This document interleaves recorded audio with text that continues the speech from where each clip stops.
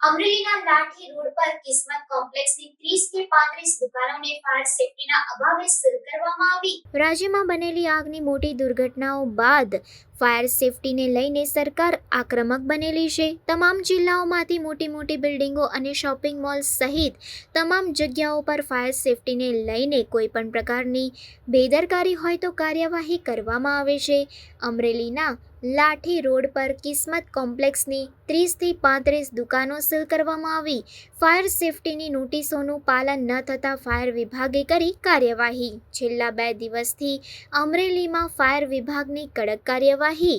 ઉલ્લેખનીય છે કે 1 મહિના અગાઉ જ રાજકોટમાં આગની મોટી ઘટના બની હતી અને તેમાં કેટલાય બાળકો સહિત યુવાનોએ જીવ ગુમાવ્યા હતા। ત્યારે હવે ફાયર સેફટીના નિયમોનું કડક રીતે સરકાર દ્વારા પાલન કરાવવામાં આવી રહ્યું છે અને તેના માટે કોઈપણ પ્રકારની નાની બેદરકારી પણ સાખી લેવાશે નહીં।